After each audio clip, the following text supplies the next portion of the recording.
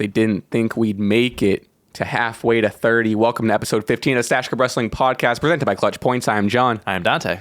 We got a lot to talk about. I hope it's not considered old news. I don't think it is, but we're going to cover Elimination Chamber. We're going to cover the Raw after Elimination Chamber and just some other news. We got a pretty run-of-the-mill pod, but those are usually the best. It's going to be a good one. Dante, how are you on this fine morning? I see you're lacking Duncan. So I'm not doing that great this morning. Well, first of all, it's snowy outside. The weather's disgusting. I saw it started to snow last night, and the first thing I'm thinking is, do I got to drive in that tomorrow? I hate driving in snow. Not that I hate driving in snow. I hate other people driving in snow because other people are idiots when they drive in this type of weather, and you have to look out for idiots.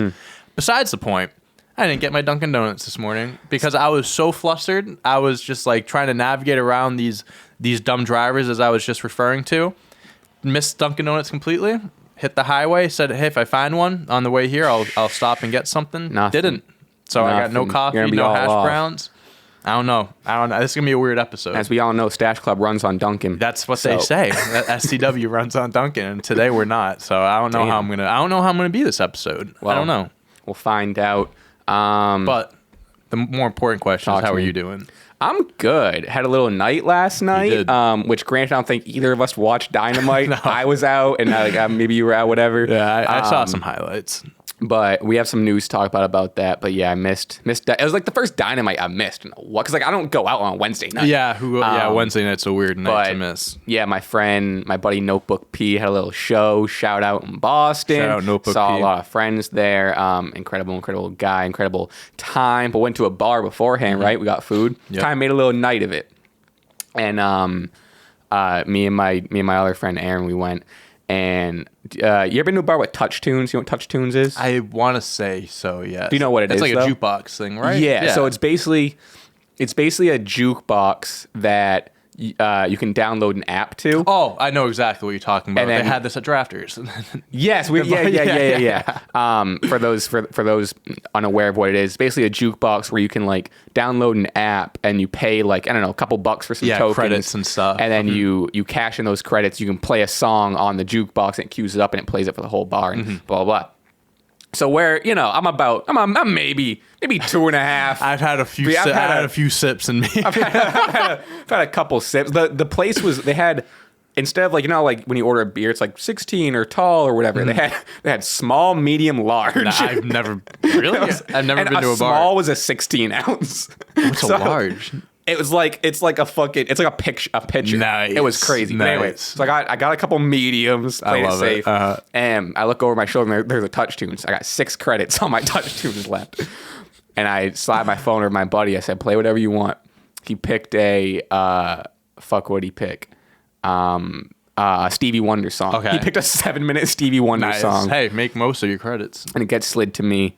And I'm looking and I'm, under the pressure about to leave. What wrestling theme song did you pick? My Time Is Now, John Cena. Let's fucking go. You can't go wrong. Please the crowd. Everyone there is going to know what it is. Right, I'm not going to choose something obscure. Absolutely. That's my favorite shit, is running wrestling theme songs on the touch tunes. Dude. And when I tell you, it starts like, it's a recognizable song. So I'm like mid-conversation with my friend, and all of a sudden you kind of hear like the and I kind of stopped and I was like, listen. And then we're talking a little bit more. And all of a sudden, I hear the volume get turned up. No. So someone in the bar requested to be turned up. That's so awesome. This bar is bumping My Time Is Now by John Cena. And everyone's like, Let's go. It was great. When we would go to that bar, Drafters, and we had that, me and my friends would put enough credits in where it would go for at least an hour. It was between Nickelback songs, beautiful wrestling theme songs, and then Judas by Fozzy on repeat. Nice. On loop, bro. Whenever we'd go back the week after, the most played song and said Judas by Fozzy. It's amazing. I love touch tunes. Yeah, it's my favorite thing is just fucking up the bar with wrestling. Listen, you ain't fucking you ain't fucking the bar up. If anyone has an issue with that, that's their problem. I'm making it a better time for everyone. That's right. With that said, I'm ready to get into some stuff. I feel like there's a lot to talk about Elimination Chamber. And then we can kind of all mash like Raw and Elimination Chamber. Let's just talk about the outcomes and things that happened. How you want to do this? You want to just go one by one, kind of like lead up to the main event? You want to talk about the biggest thing first? What do you want to talk about? Up to it. You want to lead up to it? Yeah, the match is leading up to it.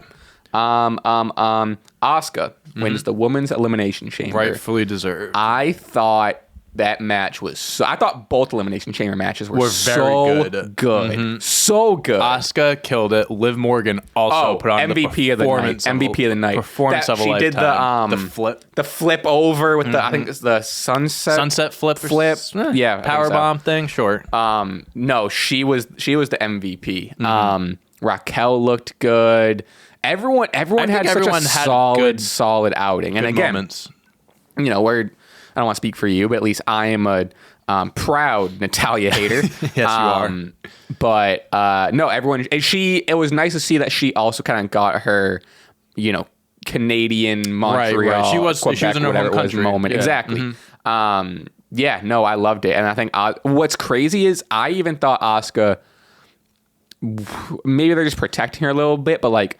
I thought Liv and Carmella were the workhorses. I believe so too. Carmella it came down to Asuka Carmella, right? Those were the last two. I believe I think those were the last two. Carmella looked great too. I mean, obviously she's been gone for a while and stuff like that. She's kind of fresh on the scene again.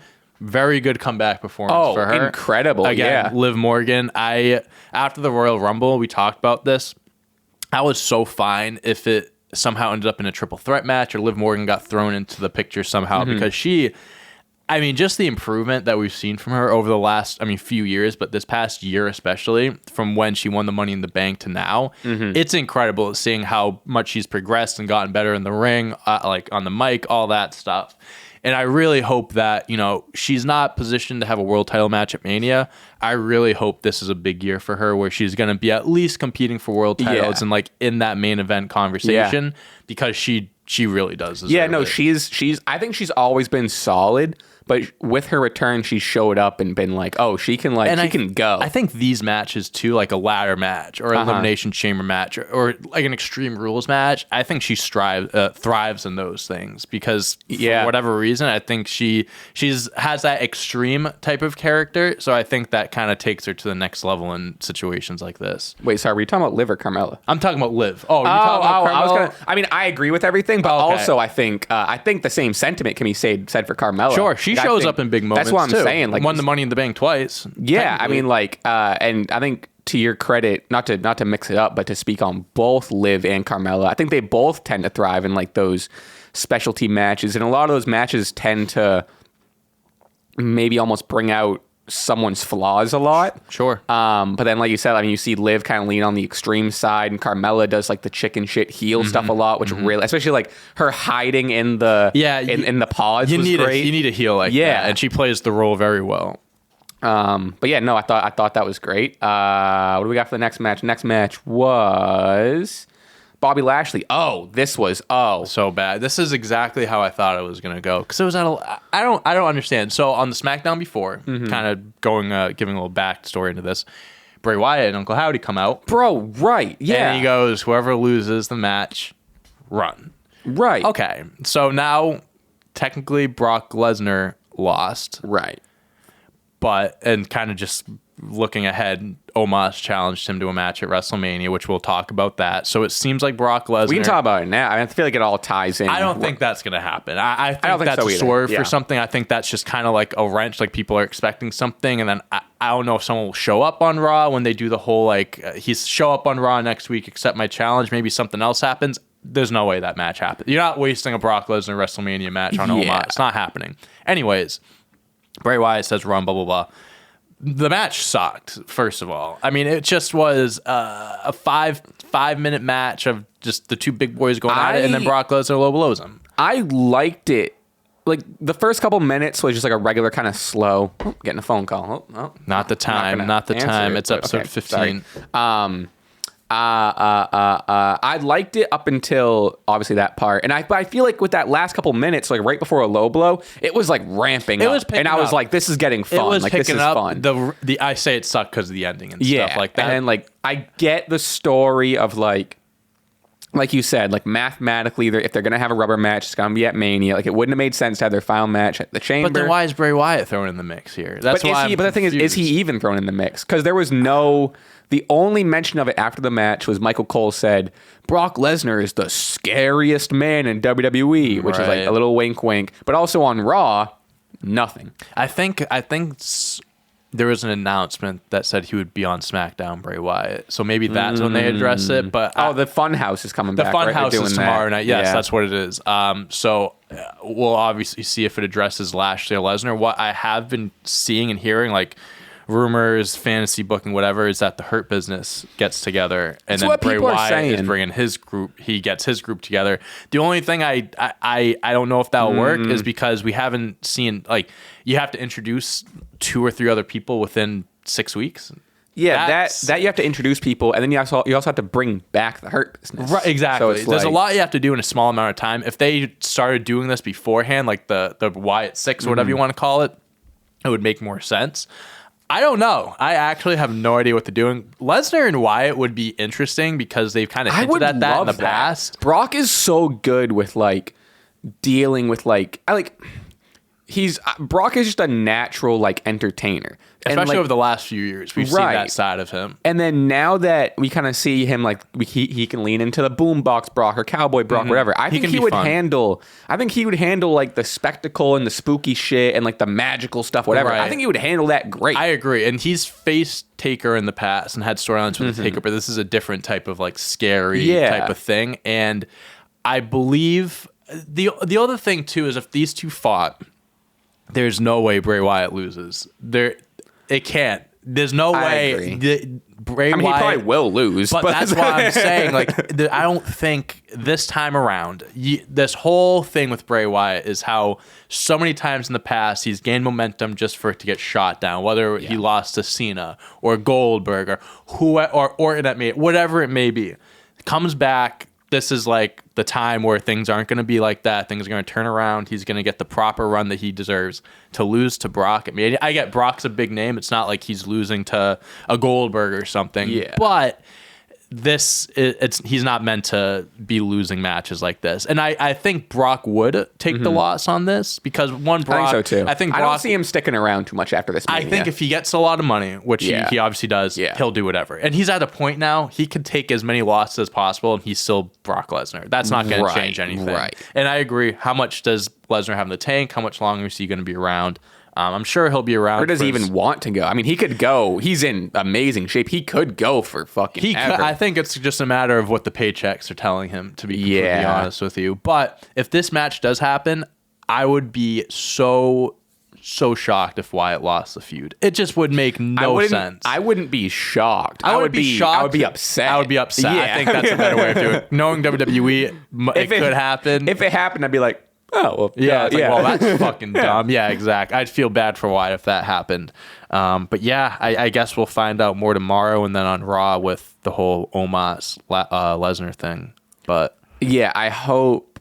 I don't know. I mean, it's gonna end up putting down Omos, but like I almost even hope it ends up being like Brock being like, no, I don't accept your chant. Like I don't know. Like, you know what I mean? I like could care less about Omos, really. I mean, like I wouldn't doubt if it happens. Just because WWE is high on Omos. He fought Lashley at last year's WrestleMania, right? Too, so I wouldn't doubt because like in our heads, Omos is pretty low on the rankings. He's like the modern day Great Khali, in my opinion. And when we were younger, he was scary, but actually, like in the ring, Great Khali sucked. In WWE's mind, though, I think Omos is kind of like a big deal. I think so. I mean, sure, if that's what Triple H wants to picture him as. I mean, he's a big dude, that's for sure, but he also can't move in the ring. He has a. We were talking about it before the podcast, but some of the 2K23 ratings have been released.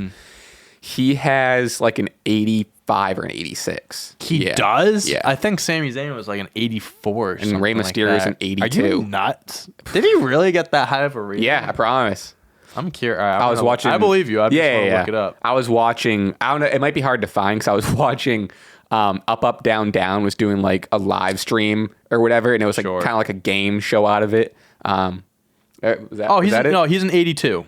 So what is he? I could have sworn. Let me see what does it say. This account says it. Oh, maybe he's an 82. Still, either way, regardless, the fact that the comparison is like Sami Zayn being an 84. Sami Zayn is much higher than 2 ratings. Some of the rankings, we'll probably talk about it more. Well, one, we'll probably do a quiz about it, and two, we'll probably talk about it more when we get closer to it. Yeah, but some of them rankings, I'm not.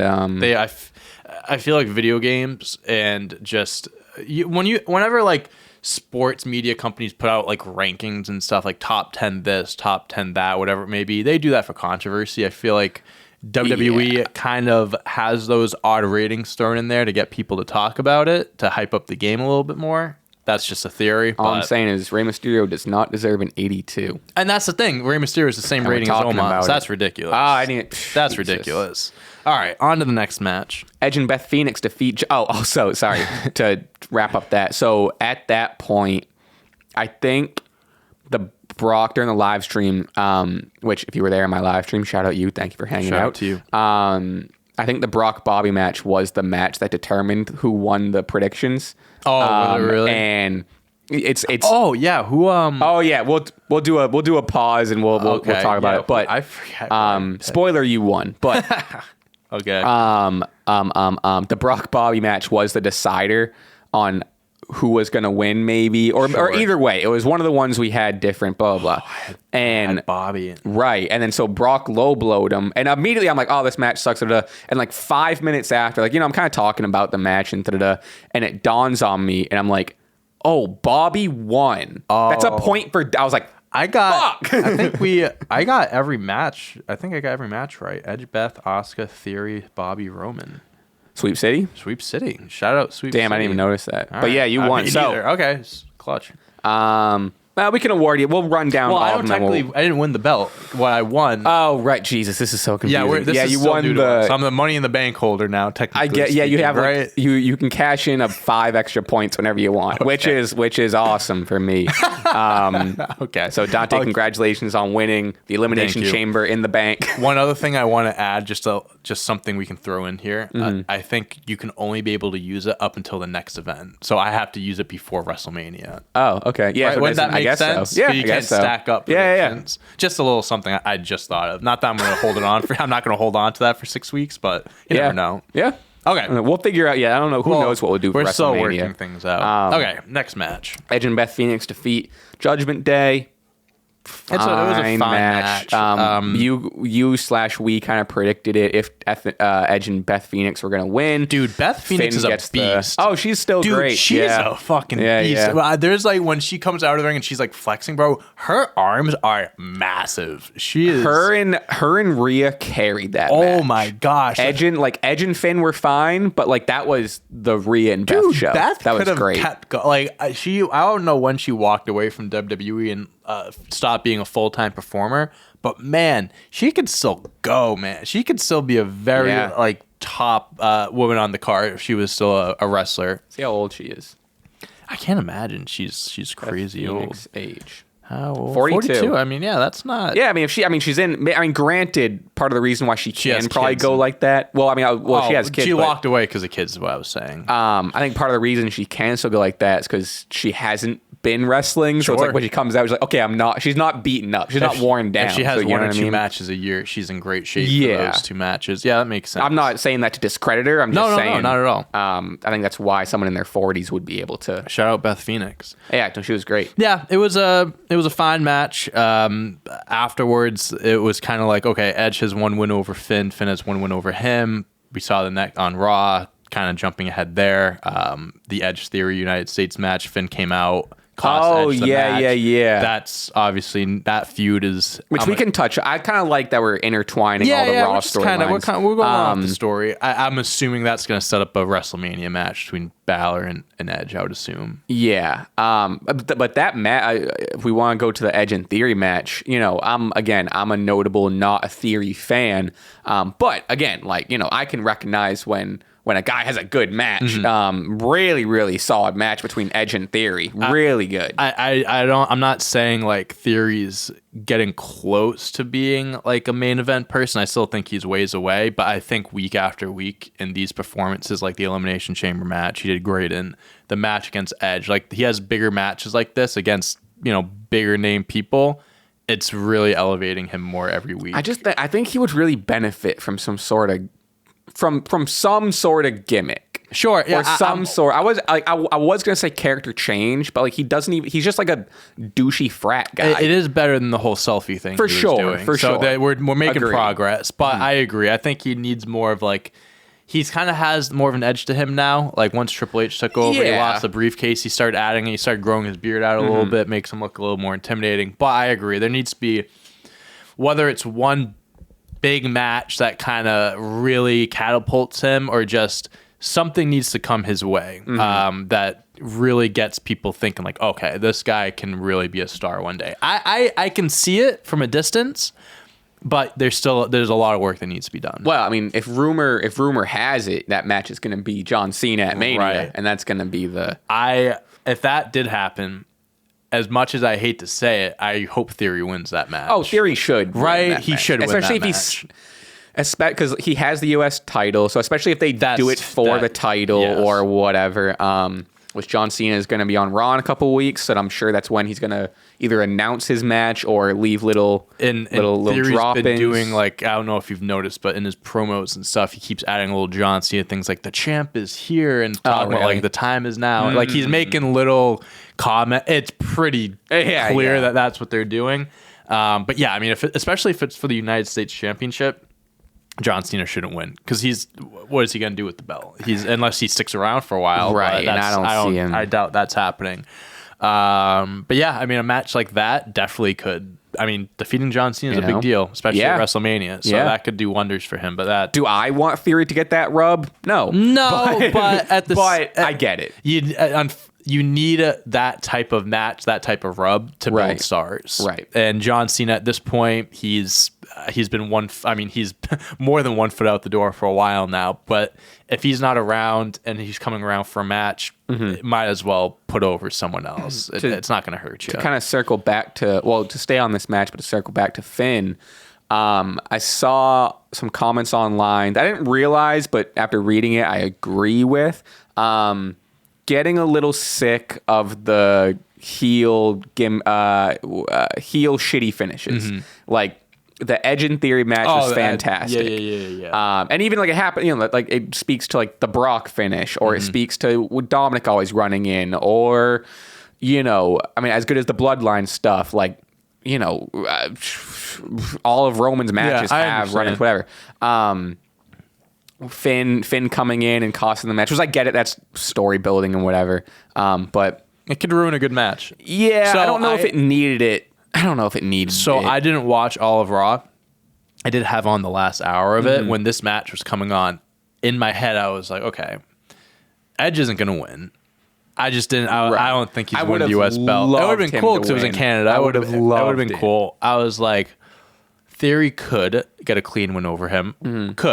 Didn't think that was going to happen. There was 30 minutes left. And I was just like, I feel like there's going to be like an interference. And I thought to myself, oh, I bet Finn might interfere. Didn't watch the match because that's what I kind of set myself on. Went on Twitter after and saw it happened. I was like, that's very predictable. That was super predictable.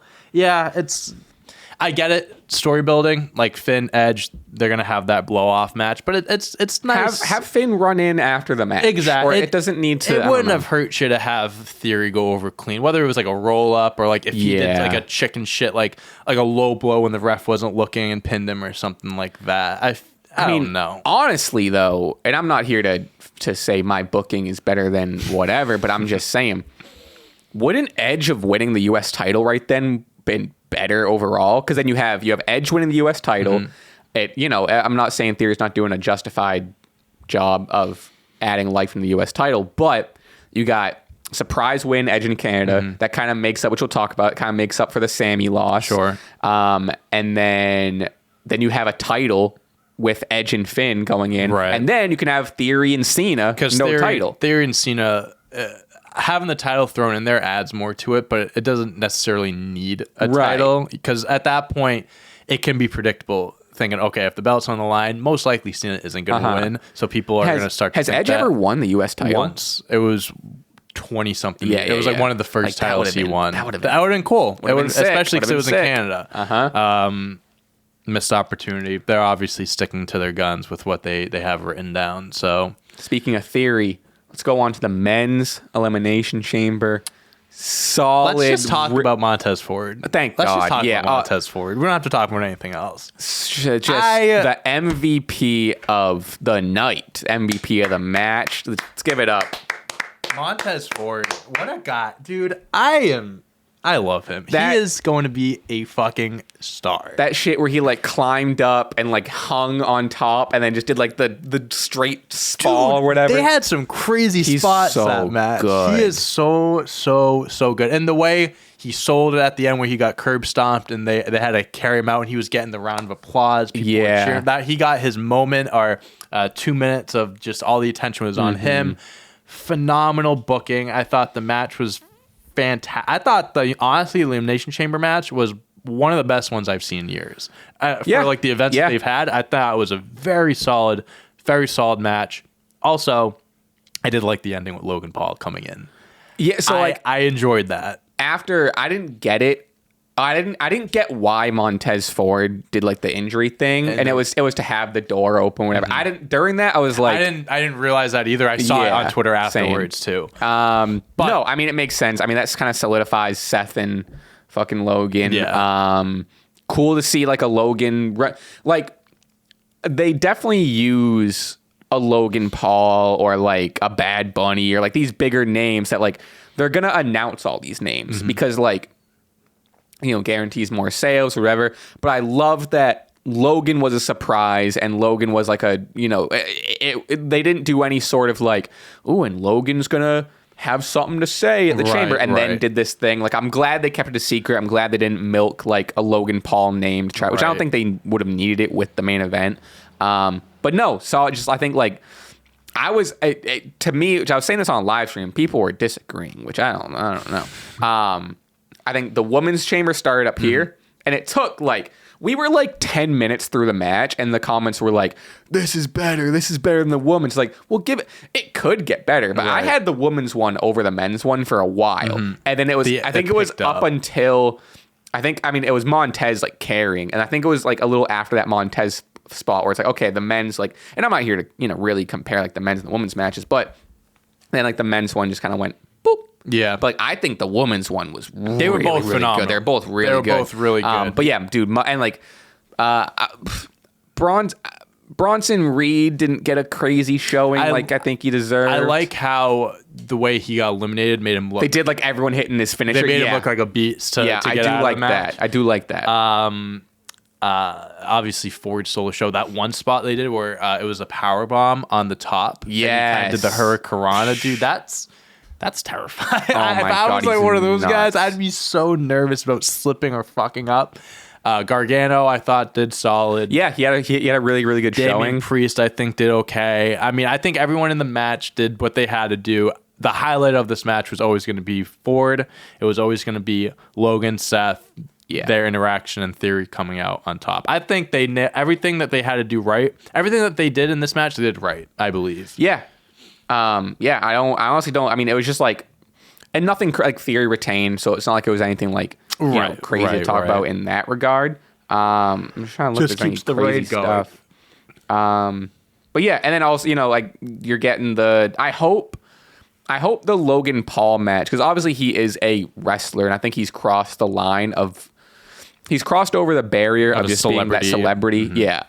But I kind of hope they stick. Like I hope he is considered the celebrity this year. Sure. Like I don't need like another. You don't need another celebrity again thrown into the mix. I get that.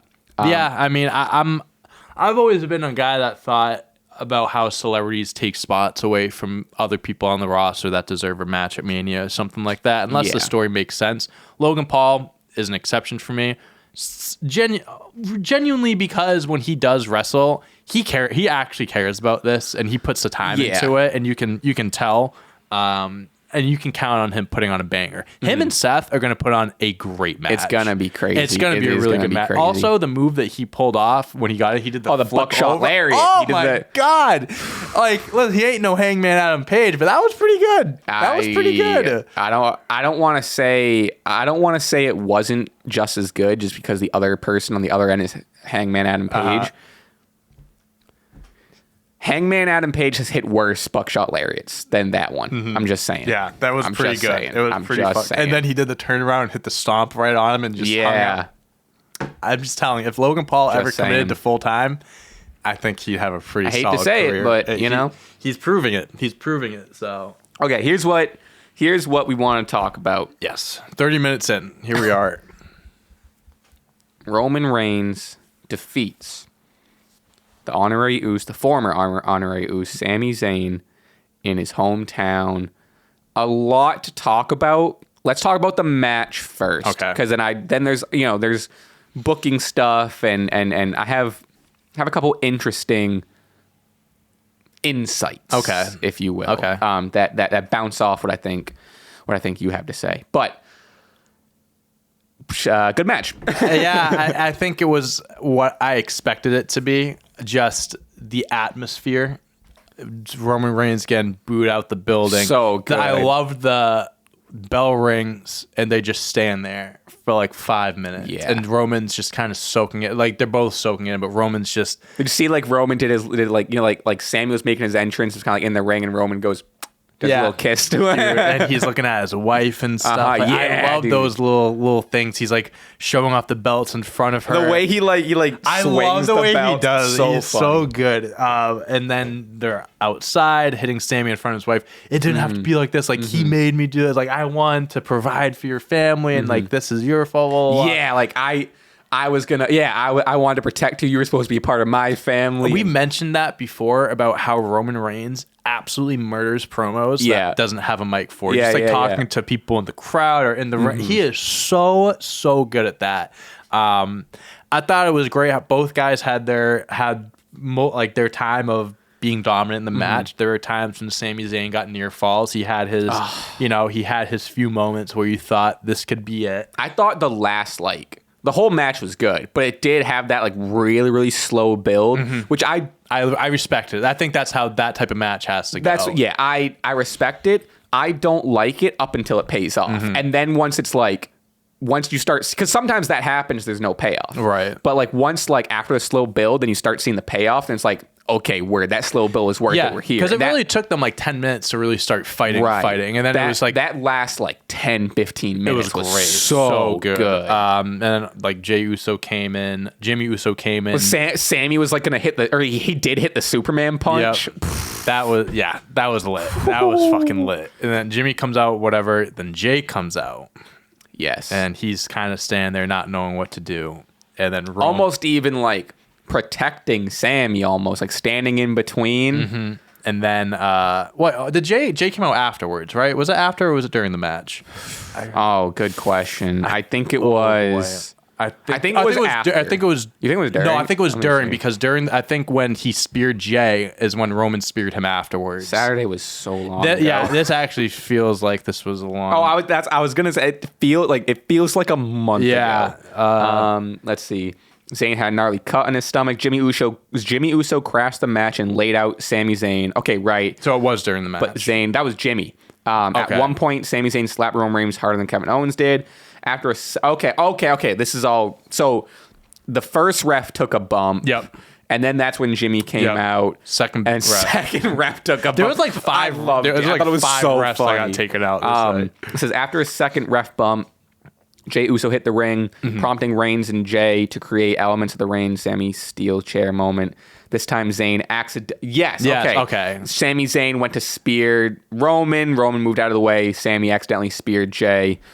Before Jey could make a decision on whose side. Yes. Oh, right, because Roman gave Jey the chair. Yes, and he was like shoving his face. What are you doing? Slapping him. Holy shit. I needed to read that because I needed that refresher. Wow. I forget things very easily. Yeah, Jesus. But that added a piece, because when the night on Raw, Sammy goes, "There's one person I want to talk to." I thought initially he was going to be Jey. I thought it was going to be Jey at first. Like, I have to apologize, but didn't mean to spear, blah, blah, blah.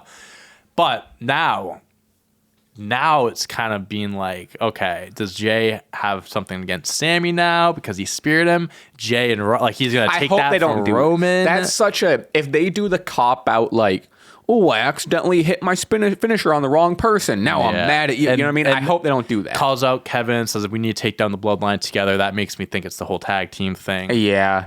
And I loved that Kevin, it made so much sense for Kevin not to just be like, I'm with you. Yeah. Like that's really good. I feel like they won't officially be together until maybe a week before Mania. Like the last Raw or SmackDown before, like they hug. Or like literally could be like I mean, they kind of already did it with Jimmy waiting for Jey, but it could be a similar thing of like Sami about to fight both of them, and Kevin, and then like, oh, come on, Kevin, I need you, whatever. Yeah, I can see something like that for sure. But that being said, I do believe that is what they're going to do at Mania, the whole tag team thing. Yeah, but the whole thing with Roman and Jey, that's not going to be forgotten about. I really still think that the whole bloodline storyline isn't going to officially.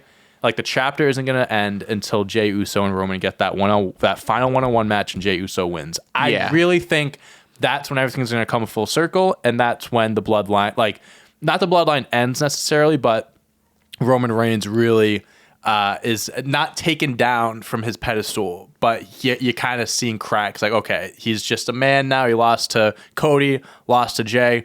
Now it's a whole what's next for Roman thing. And then maybe if you want to bring The Rock in for the next Mania, you can fucking do that. I'm just saying, you can like set up something like that. Never give up hope. Never give up hope. Here's what are your insights? So this is like one point I kind of forgot.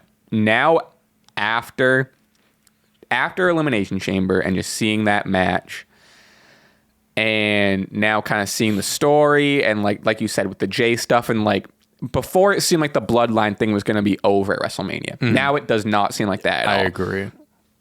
Especially if they're not going to split the belts, which at this point it's looking less and less likely that they're splitting the belts for Mania. Mm-hmm. I don't think Roman's losing. I don't think Roman's tell you losing. Something, John? I really hate that you said that, because I was going to be one to be like, oh, you want to be the one to drop the bomb? Roman's going to win. No, I think Roman's going to win. I'm starting to get a feeling that the whole Cody Rhodes story of him coming back, winning for his dad. If he lost at Mania, that's a huge blow. I get that. But what WWE has been doing the last 2.5, 3 years, and what they have done a very great job at, is positioning Roman to be in the conversation as one of the greatest of all time. Now, I believe that he has done a lot in the last 2.5 years where he is. I would never go as far as say he's on the Mount Rushmore. I think that's like he needs to do a whole lot for that to happen. I think that might be even an impossible task, like to get ahead of guys like Stone Cold, The Rock, Cena, Undertaker, right? Especially because he seems like he's going to be on his way out sooner than a lot of those guys, accomplished. But let me tell you something. Talk to me. If he wins at Mania and the whole title reign extends 1,000+ days at Universal Champion, holds the belts until I would say SummerSlam. Yeah. Let me tell you, rematch. It's gonna have a rematch, or Jey. I'm not saying that, but I'm just saying as far as where Roman stands as like GOATs, that win at Mania is gonna put him up a few notches. I think. I think where Roman Reigns is gonna be looked at in a different light if he wins at Mania, and it's crazy to think because he's already like in God mode. They say he is gonna be something else. I don't know. I don't know if I want that. I kind of like the idea of it. I really kind of like the idea of it as much as I want Cody to win. If Roman wins, I think the fans are turning on him. I think if Roman wins, I can see that, and it's not even going to be like it's not even going to be like the good heat of like I'm a dominant champion. Like, this is too much. I think people are going to get. I don't think it's going to be everyone. I think there's going to be a good chunk of people that it's going to be. It's going to be like how John Cena started getting booed in like the mid 2010s. Whatever. I think it all depends on what they do with the story after. If it makes sense and it all adds up, sure. I think that because Drew McIntyre, when he Clash of the Castle, everyone thought he was going to win. In Wales, like they thought he was going to do it there. The crowd was electric, and they did a story of Solo debuted. And that could have been a moment where they could have turned on WWE, saying like that should have been the moment that didn't. But they didn't, because the story made sense. If they make it work here, where him beating Cody makes sense and whatever happens afterwards, whatever fuse it is, makes sense, I agree. Their fans might turn on him. It might not be as bad as it may seem, if it makes sense. I agree. So, oh man, that would be a crazy thing if Cody didn't win. I think that would I honestly don't like it. Well, granted, we have like 5 or 6 weeks to go. And there's still promos to go. I wish they split the belts, bro. I really wish they would. I think part of the reason why I don't think Cody's going to win is because, one, I think him, unfortunately, like being out due to injury, which, there's nothing you can do about it. It's not his fault. I think if he never got injured, never had to take that time off, then I'd be like 100% Cody's winning. Sure. Because he would have had all that time to... That was 7 months he was off. That's a long time. He would have had all that time to have these big, like... We would have had every pay-per-view would have had like a big Cody match. We would have gotten more Cody feuds. Because we're really coming off of... It feels... He's only really feuded with Seth. That's what I'm saying. He's had great matches with Seth, but then he just went from that to now he's headlining WrestleMania. Right. And I get it. That was probably what they were going to do a year ago or 7 months ago or whatever. And then, but they just need to splice out like, okay, we missed 7 months. We're still going to do what we were going to do, but unfortunately, we just don't have the matches in between that were going to happen or the feuds that were going to happen. And that's why I wish, they're splitting the belts, because if they split the belts, we could have had it where both men walk out looking strong. Roman eats a pin against Cody, but still walks out Universal Champ. Cody doesn't, he's not here to win the Universal belt. He's here to win the WWE belt. That's why I'm also like, it's a good point. I get it. Like the belts are together and really this and that, but it's like, Cody doesn't give a fuck about the universe. That's why I was hoping the WWE championship. I was hoping at some point Cody was like, you pick the technicalities, you pick the championship you're choosing. He could be like, I want that belt. I don't want that belt. I want that belt. Yeah. I wished... Would it have made sense? I don't know, but I think that would have been nice. I think it's a good way of protecting both wrestlers. They could still. I mean, I think they're definitely running out of time. They're running. I don't believe they're going to split the belts. Yeah, at this point, I don't think so. But also, like the Sami, I think Sami Zayn versus Roman, because of the story and even because of the match quality, I think is going to top Roman Reigns versus Cody Rhodes. And that's why, like, part of me is like, which I want to talk about Sami losing or whatever. But I think it's going to be anticlimactic because of how good the Elimination Chamber story was, that now it's like, now Cody winning, it doesn't discredit the Sami match or Sami at all, but it feels like, we already kind of got a taste of this Elimination Chamber, and you know what I mean? I don't know. I agree. I think rematch at SummerSlam, Cody wins. Yeah, I agree with you. The Elimination Chamber match was so good. You know how hard it's going to be to top that, and not even just the match. It was just the whole culmination of the story. In Canada, the culmination of the story, like everything was the stars aligned. The stars aligned to a point. Sami was never meant to win. We talked about that before. Just like we put out our thoughts and tweets and stuff, and I'm like, yeah, people that were genuinely upset. That not like, oh, like I wish Sami won. You know what I mean? This is what I want. People that were genuinely upset that Sami Zayn lost don't understand long-term booking, and just this entire Bloodline storyline. Sami Zayn got thrown in the mix and made it a lot better. He spiced it up, gave it energy when it needed to, but he was never meant to be the one to beat Roman. And let me tell you something, there is no way, if you watch WWE, whether it's Triple H in charge or Vince McMahon in charge, there is no way they're going to have the biggest star that they've had in their company in years lose the two biggest belts in the company and also end a 900-plus day streak at the Elimination Chamber. No disrespect to Cody and being in Canada and everything like no disrespect whatsoever, but that was never meant to happen. Sami Zayn was meant to put on a phenomenal showing and show that he can, compete for world titles and stuff. He was never ever meant to win. It was always meant to, if someone's going to win and beat Roman, it's either going to be Cody or Jey. Those are the only two options, I think. So 2 points, which I'm glad this is exactly where I want you to pivot into. One, I'm also just a big advocate of fuck it. Sure. Like, I think Sami gets so compared to like a Mankind, where I think we could have had a Mankind winning the WWF Championship type of moment. Sure. Where it's like you flip the script. Like I get that it's like the risky thing to do and da-da-da.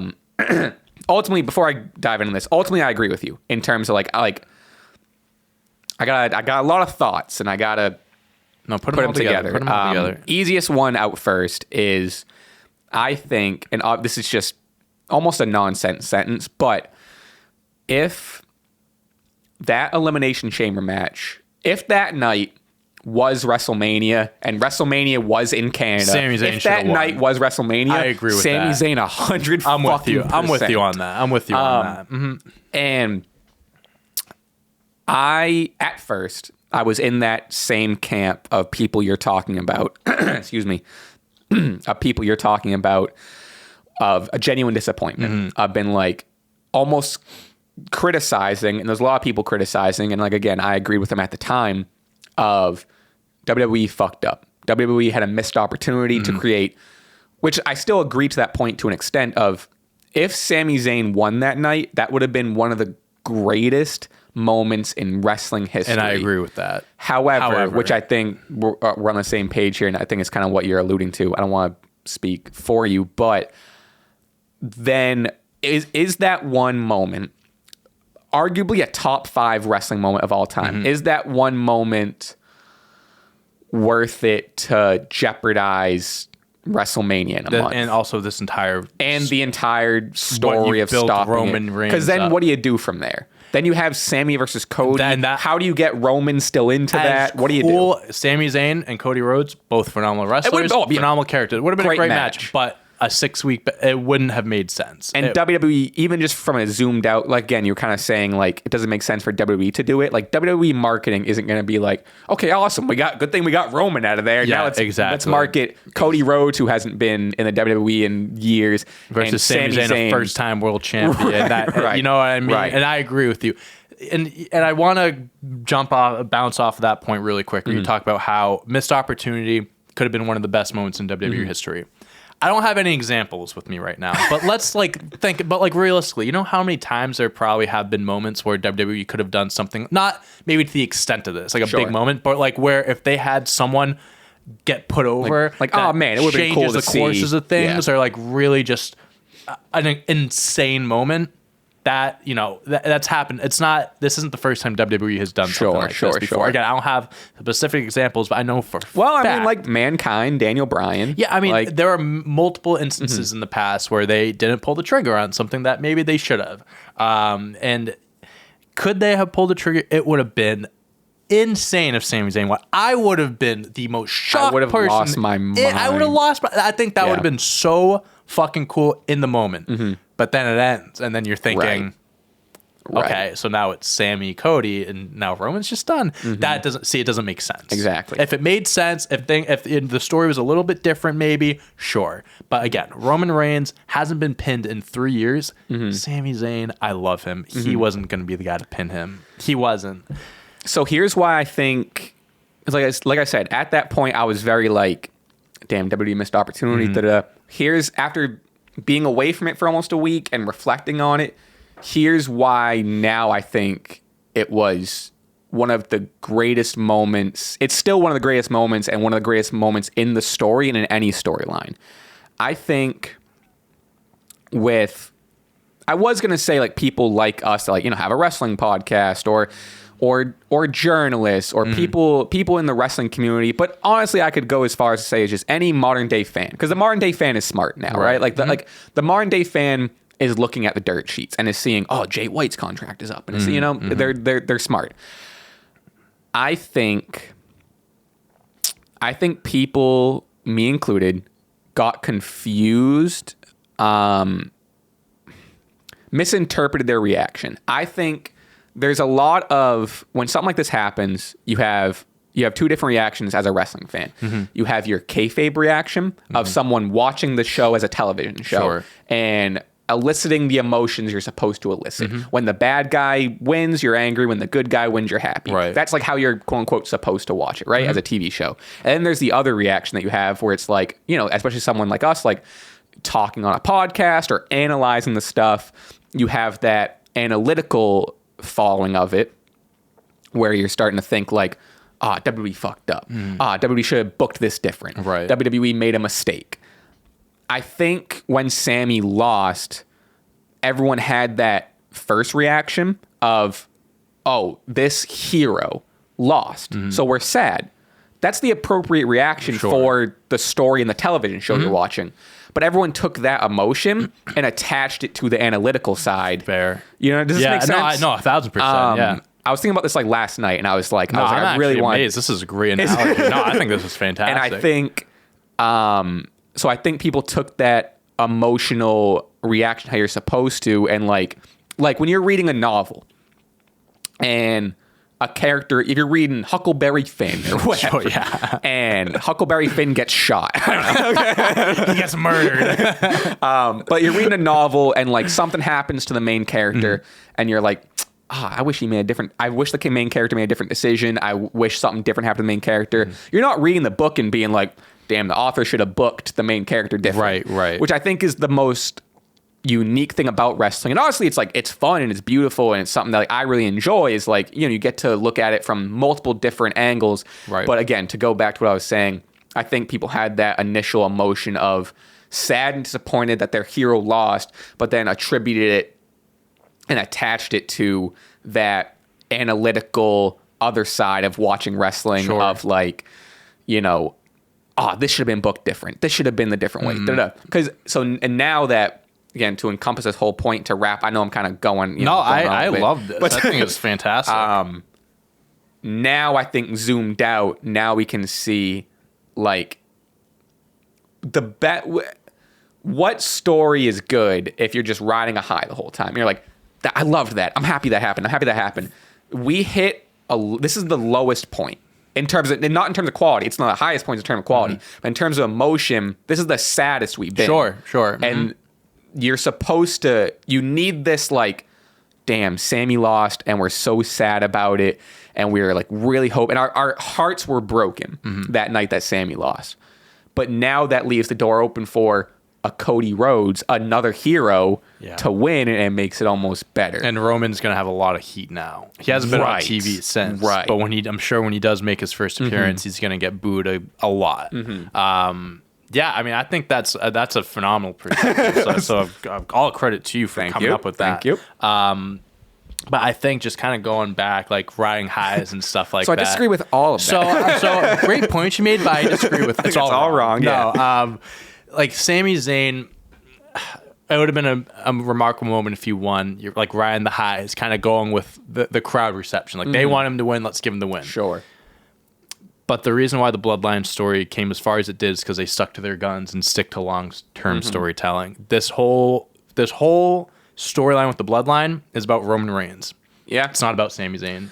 Sami Zayn made it popular for 9 months and he brought life into it. But the Bloodline storyline was never about, the beginning of the storyline was never about Sami coming in and beating Roman. That just kind of fell onto their laps or where they planned it ahead, whatever. And it's amazing that we got this quality of chapters. And I think people have to, like, it sucks that you see Sami Zayn losing, but we have to appreciate the fact that we got so much out of this storyline because of Sami Zayn. Like the Royal Rumble moment and 2, Elimination Chamber, not the match, when Roman won, the dead silence from the crowd. I think that is almost, I'm not saying it's almost as cool as it would have been if Sami won and that pop. The fact that not a single person in that arena made a noise after he won just tells you how sad, heartbroken they were. And that just, again, you can, like, Roman Reigns, like, what does this mean for Cody? Blah, blah, blah. I think him winning might, now I'm thinking about it, might help Cody a little bit. Because now you have a lot more heel heat on Roman. And now everyone's like, oh, Sami Zayn couldn't do it. Cody got to be the fucking guy to do it. And maybe Sami gets in there and he's like hyping him up every week and stuff. I hope it'd be cool if they tied in. It seems like at this point they're kind of like pushing the Sami and Kevin stuff like a little bit out of the main picture. But like, I think it would help so much because we did have that Cody and Sami promo. I think it would basically, like you said, do nothing but help if Cody at this point is also like if Cody adds on the Sami was so close. And then he talks about finishing the story. Now Cody has to go in and not only finish the story for his dad and win the title, but finish the story that Sami got to that point. Like I think Sami still being tied into the main event picture would be great. I think maybe along the way Cody, starts to have doubt about whether you can beat him. Then kind of like how Sami did. He repays the favor. And he goes, "You got to finish yours. I couldn't finish the story. You got to finish the story." That would be that would be a fucking hype promo if that happened. And also maybe they do a thing where it's like because Sami and Kevin are down, like trying to beat the bloodline, trying to take the bloodline down. Maybe those two and Cody, like on the way to Mania, like those three are like, okay, I got Roman, you two get the Usos. Like they're kind of like, not like every week they're like, in the ring together, like doing promos together. But I don't want them to be like a trio team or whatever. The only two people I want having that interaction as Sami and Cody. Yeah. But I'm saying along the way, it could be like, okay, like you got him, we'll take care of this type of thing. Yeah. Good. Yeah. Good. I mean, because that was a lot of Sami and Kevin's talking of like, we want to take down the bloodline, Right. da-da-da. And then like, which I get that's not Cody's motivation, but just based off of the promo him and Sami had, there's a lot of opportunity to just extend that and keep Sami's spirit, if you will. He doesn't have to be involved in the match No, or anything, but 100% just not. keeping him in that, like floating him around, Just makes the the idea fans that happy. all that happened. And like you said, them two having a promo like that does nothing but help Cody Right. and boost the match. That's Right. all it does. It doesn't hurt the match whatsoever. Fans have no issue if Sami Zayn's still involved in the main event in whatever way. I think that would be a very nice touch to this story if they did that. So what do we think? What do we think is happening in terms of? Again, I guess we're kind of assuming it's going to be a tag thing, but what do we see happening with Jey? Do we see it's easy way out? Is Jey is now mad at Sami, goes back with his brother. They have a cut down the middle tag team championship match. I could go with it. I don't know. I'm curious to see what they do with it. I could see Jey like. They're definitely doing the tag team match. I'll just get that out of the way. I think it's a foregone conclusion that that's what they're doing. I can see Jey going back with the bloodline entirely and being with Roman and whatever. But if that does happen, I think it would be him kind of lying. So like for now I'm with you, but then it leads up to that because it would be like the third time Jey has like kind of like turned his back and then came back, and right? Then, or they could do I'm just with Jimmy, and he kind of keeps his distance from Roman, whatever. They could do that because I just really want Roman and Jey to happen at some point, and I really want Jey to be the one to beat Roman. I really want that to happen, and that's kind of like. Which is also part of the reason why I could see Roman winning at Mania, and then it gets extended to SummerSlam. And Jey is I think maybe Jey's at SummerSlam. I don't know. I would love it if Jey Uso was the one to pin Roman. Yeah, it'd be like sick. Jey Uso. You look at him and do you think like world champion? Maybe not, but let me tell you something. A good storyline does wonders for someone, and this whole storyline, if that is the direction they go down, I guarantee you the build up to that match is going to be one of the best build. Honestly, probably just as good as the build up with Sami Zayn. To be completely honest with you, I agree. There's so much there because that started with Jey.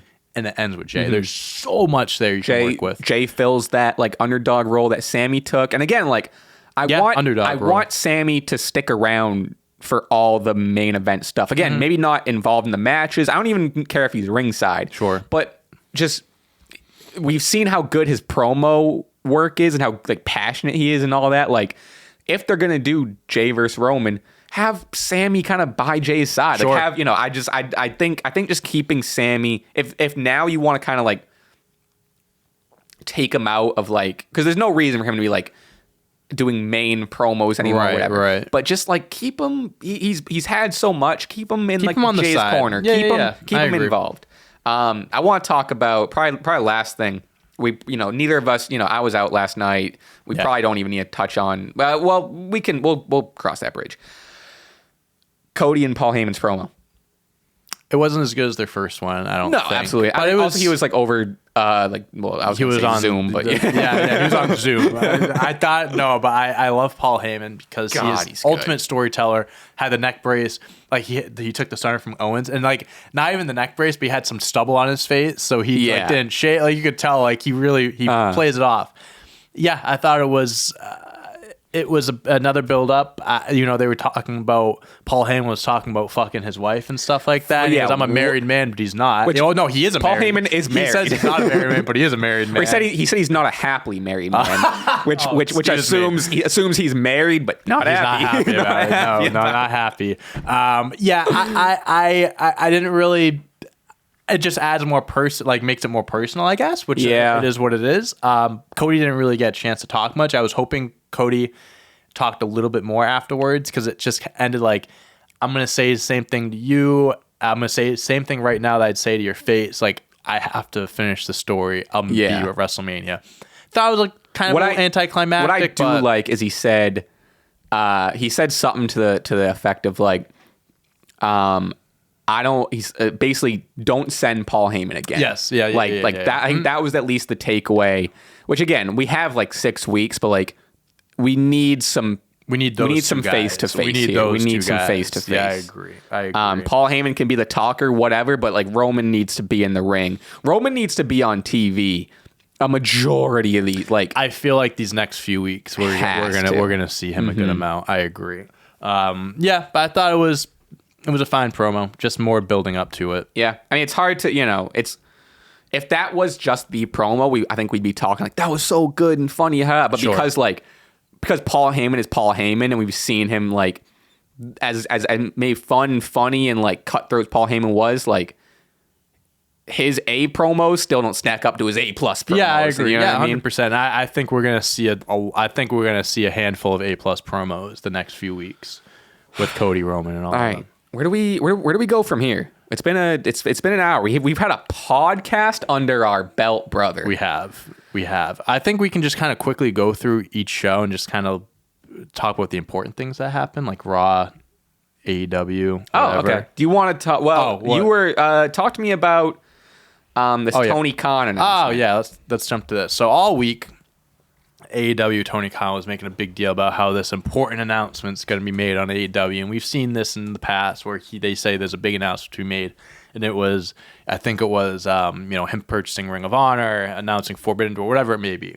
So everyone's thinking, what could this possibly be? Could this be announcing Forbidden Door 2? That's been rumored. Could it be talking about how there's a Ring of Honor television deal because we're coming up almost on a 1-year anniversary, and that's been talked about for a while. Could it be about the new video game that's coming out? They've been hyping it up for a little bit. Do we have a release day? I don't know.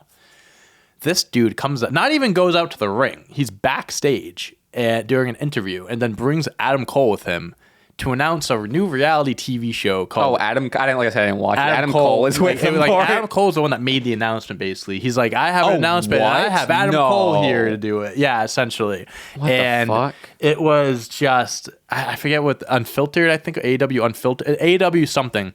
New show on TBS. That's what they're hyping up. Who... AEW All Access. All Access. Dude, who...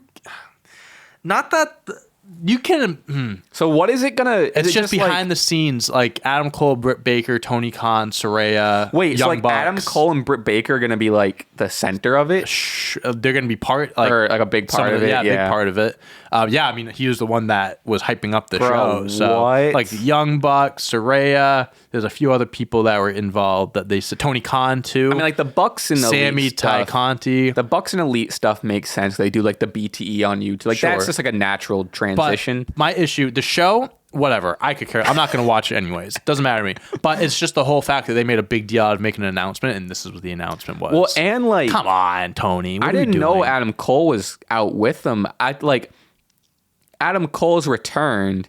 He's had his returning promo, and he's had some backstage hype up and stuff. And now he's a reality TV star. And then before he even has like a first match back, before they even announce a feud, his next announcement is like, that's a reality really TV stupid. show. That sucks. That's really stupid. Damn. That's really stupid. Wow. It's just, again, I could care less that they're doing a TV show. Genuinely, I don't care. But it's like, you had to hype up all of that. You had to make such a big deal out of it. It's a 1-hour show too.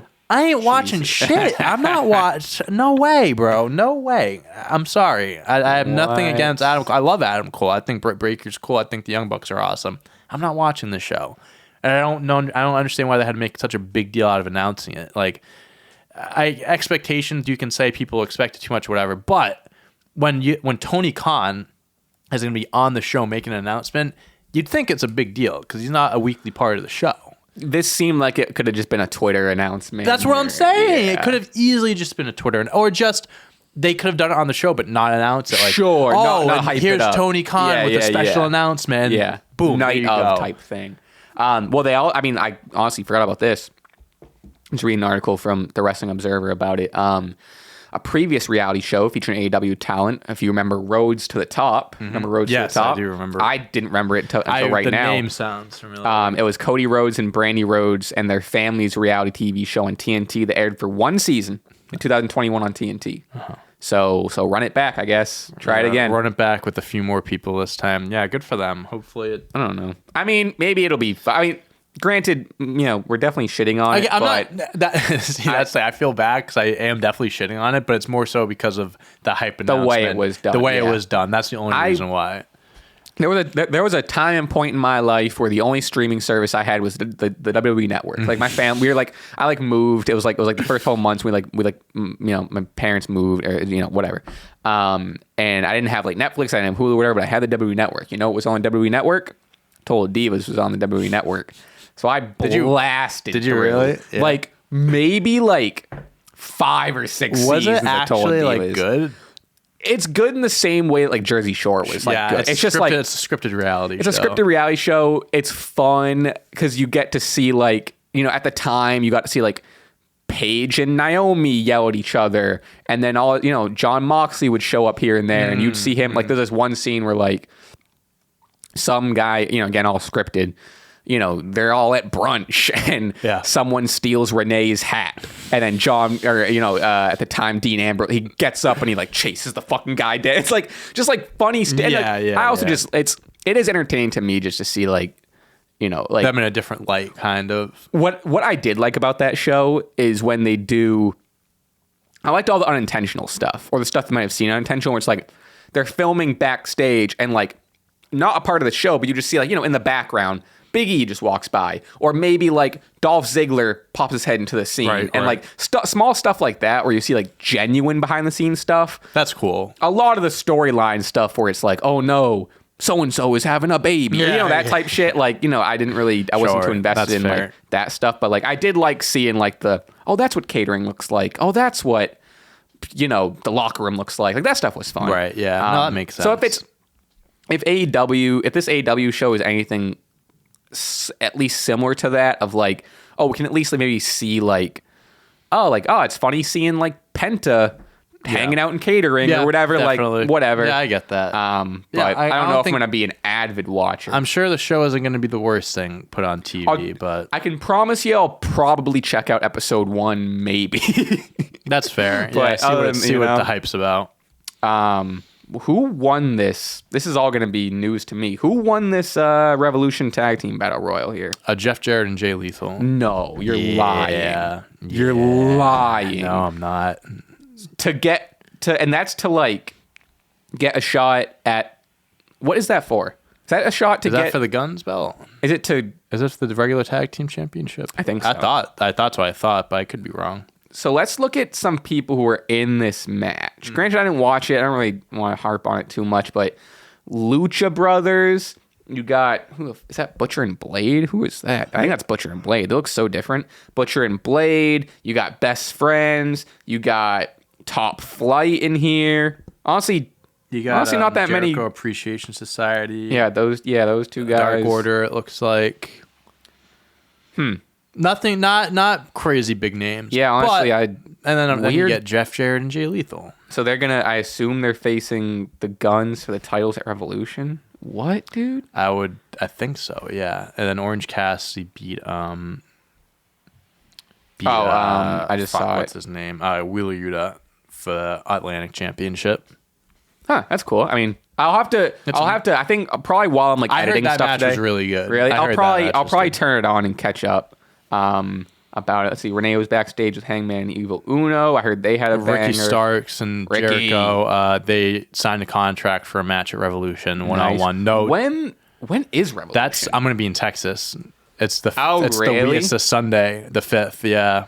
Oh, and then the Monday Night Raw in Boston is March. What a week, brother! I am so mad. I'm going to be in Texas for. I'm happy. I'm going to be with my family and be in warmer weather and everything. Sure. But the fact that WWE has to come to Boston that one Monday, I'm not going to be around. Come on. And the thing is, it's not just a regular Raw. I mean, John Cena's returning. It's a Raw leading up to WrestleMania. So it's like upset. I'm so upset. I'm definitely trying to make my way there. I would if I were you. Sunday, March 5th. So yeah, that's coming up in 2 weeks. Maybe I'll have or a week. Yeah, a week from Sunday. Holy crap. Jesus. Yeah, maybe I'll do another little personal stream. Who knows? Who knows what's going to happen? All right. Sorry, real quick. What else happened? Saraya with Tony Storm defeated Sky Blue. Jeff Jarrett. Yeah, that's a weird. The Jeff Jarrett thing is... To advance to the tag team title 4-way. Okay, so I'm assuming who else is in so this I'm assuming match? it's Guns Acclaimed, them, and then maybe another team qualifies. If I right? Let's see. There were almost as many people ringside as there were in the actual match. I was just surprised. Okay, blah blah blah. I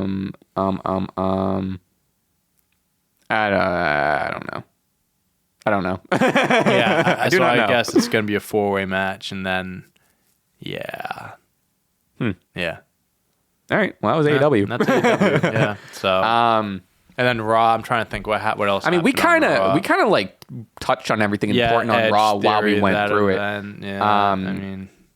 Yeah, I mean, Mustafa defeated Dolph Ziggler. Seems like he's getting a push out of nowhere. Cool. Asuka, Nikki Cross. Love that Nikki Cross is back with her gimmick. I mean, she's been like that back for a little bit. Seth Rollins. Miz is just kind of eating losses. Bro, right Miz now. needs to get his shine We've again. talked about this before. I think this is kind of like he doesn't really have a direction from Mania, so he's just doing this. And then at post Mania, he should be good. He opened like an envelope or something. Yes. What was that? Is he? They didn't like refer to it. He's probably gonna host. Is my guess. It's probably yeah. I don't know. Maybe it's a whole nother storyline for a Mania match for him or something. Yeah, we kind of touched. I mean, then there was the Edge main event. theory, We kind of touched on everything. Yeah, that's fair. Last cool bit of news. Nothing crazy, but Xavier Woods and Tyler Breeze got announced as GMs. Yeah, that's dope. In 2K. That'll be us one day. That'll be us one day. I'm excited. It's going to be the first WWE game I buy. I also I might stream it on Twitch. I might get into that. Oh, really? Oh, you're telling me that. Yeah. Do you get anything special for the pre-order? So the unfortunate thing with game sharing is if he gets like the deluxe version, so let's say there's a $60 and $100 version. Let's just say he gets the $100 version.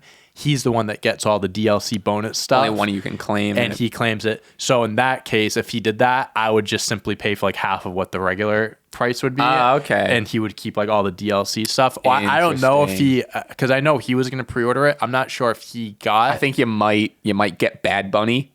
I think I might get Bad. I actually don't know if I even get I might. Yeah, I don't know if I get pre-order, but if anything, I'll get Bad Bunny. But the best part of the game is the downloadable characters from the community. So even if I don't get certain guys, I can just download. Yeah, honestly, I just think it's just as fun. Yeah, I want to get that. Whenever AEW's game comes out, God knows. It doesn't really look that great, to be honest with you. It's made by THQ. I don't know if you remember that. Which I like, because I like the They made the old wrestler, like Here Comes the Pain and stuff like that. They even made... Yeah, they made SmackDown like versus those Raws. types of games. So it doesn't look great. It's their first video game, so I'm sure that there's going to be a lot of different bumps in the road that they hit and stuff. But if it comes out and people say it's good, I'll give it a shot for sure. So, well, I think that seems like a pod. That's a podcast about video games right there.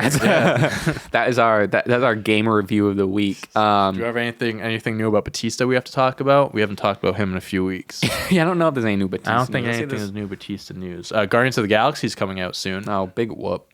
Come on, it's gonna be his last time in Guardians of the Galaxy, or playing Drax, I should say. Oh, huge news! Dave Bautista's My Spy gets sequel. Saw that at Amazon with Anna Faris. Let's Anna go. Faris among cast. I like Anna Faris. Let's go. That's like when I looked up Batista and hit news. That's all the news is My Spy 2, My Spy 2. It's a big deal. Awesome. All right, well, I'll be on the lookout for that. Why Dave Bautista would be the perfect star for a new rom-com. All right, I'm interested. All right. Look at whoa! What the hell is he wearing? Wow. Is that from a movie? Where's that hair coming from? There's a picture of him with long hair. That looks photoshopped. I can't remember any movies of him wearing a wig like that. What do they call this? This feels like, what do they call us in basketball? Garbage time? This feels like we're treading into garbage time. Let's get out of here. Let's end this. This feels like... We'll talk more about Batista next week. This feels like we're getting into garbage time. Okay. Thank you guys for joining us today. Solid pod. I like this pod. Mm-hmm. I like this podcast. Yeah, I think this is a good one. We'll see you in episode 16. You can follow Stache Club Wrestling on Twitter and Instagram. That's where we have, we're posting all the videos, we're posting news, post some memes here and there, and this, that, and the other thing. Just good to follow to stay in the loop of everything. You can follow me at Raspy Taylor on Twitter, Instagram. Like I said, I have my own YouTube channel, and I'm putting out music on Spotify. You can follow me on Twitter at Dante on Deck, and then Dante Toro or Dante Toro 11 everywhere else. And you can listen to this podcast on all streaming platforms. I always forget. That's why there's two of us. Always That's why forget. there's two of us. Listen to this podcast, and wherever you get your podcast, we're there. If you don't want to watch the long form or you want to watch it on YouTube, whatever the hell you want to do, we have it a few different ways for you to enjoy it. Consider becoming a member of the channel. You can get a bunch of exclusive emojis and a badge next to your name. You can participate. Everyone can participate in the live chats, but you can use a bunch of emojis and all of that stuff. And I think that's a podcast. We got some quizzes to record today. Let's get into it. Dante, let's sign off. Thanks for having me. Thank you for having me. See you next time.